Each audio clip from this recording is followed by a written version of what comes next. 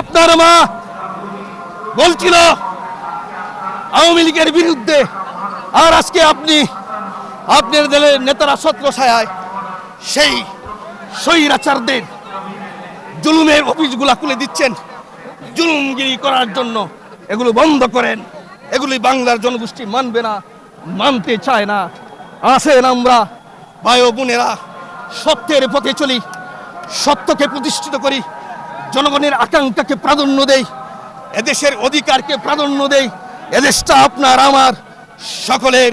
সেই দিন ৫৭ জন বিডিআরকে হত্যা করে এদেশের সার্বভৌমত্ব গণতন্ত্রকে হত্যা করেছিল।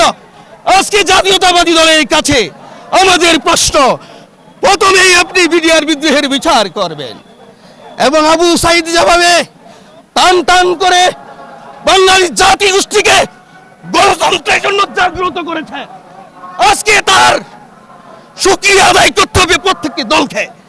আপনারা লেফটে মরে বসেছিলেন এই স্বৈরাচারকে। আবু সাইদ তার বুকের তাজা রক্ত দিয়ে আজকে গণতন্ত্রের উন্মোচন করেছে। হাদি ওসমান ইনসাফের বাংলাদেশ তৈরি করতে চেয়েছিল। হাদি ওসমানের বিচার করতে হবে, মুগ্ধের বিচার করতে হবে। শাপলা চত্বরে আলেম উলামা মারা গিয়েছে, তাদের বিচার করতে হবে।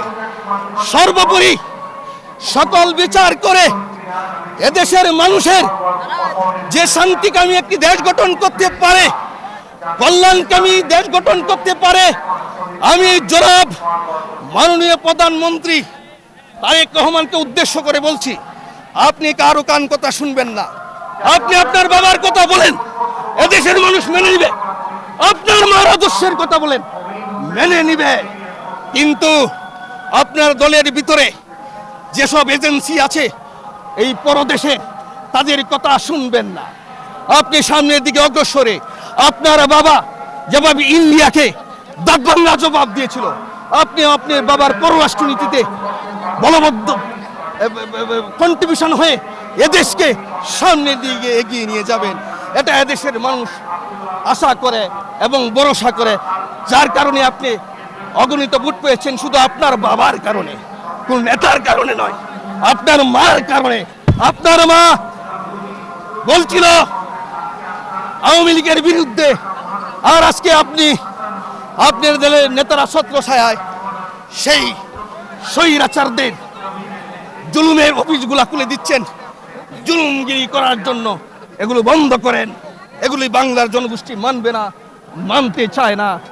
আসেন আমরা ভাই ও বোনেরা সত্যের পথে চলি, সত্যকে প্রতিষ্ঠিত করি, জনগণের আকাঙ্ক্ষাকে প্রাধান্য দেই, এদেশের অধিকারকে প্রাধান্য দেই। এদেশটা আপনার আমার সকলের। শেখ হাসিনা ডিভাইডেশনের রাজনীতি করে এদেশকে রাজনীতিকে গণতন্ত্রকে ভঙ্গুর করে দিয়েছে।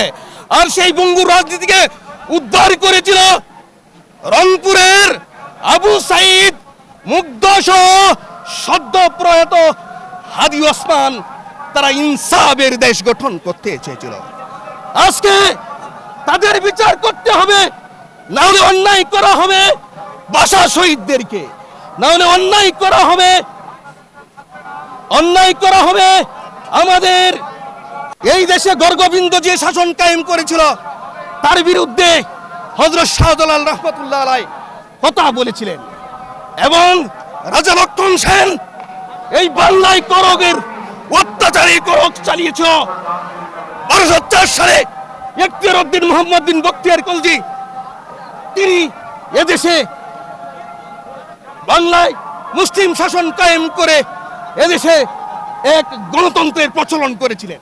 এরই ধারাবাহিকতায় তিতুমির শরীয়তুল্লাহ রাজনীতিক বরপুত্র শেরে বাংলা কে ফজলুল হক, মুসলিম জননেতা মৌলানা বাশারী, পরিশেষে শহীদ প্রেসিডেন্ট মেজর জিয়া রহমান বাঙালি জাতি গোষ্ঠীকে উদ্বুদ্ধ করে স্বাধীনতা সংগ্রামের ডাক দিয়েছিলেন।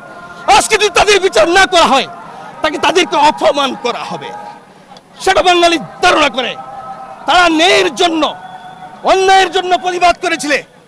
সেই দেশে যদি প্রত্যেকটির হত্যার বিচার না হয় তাহলে অন্যায় করা হবে।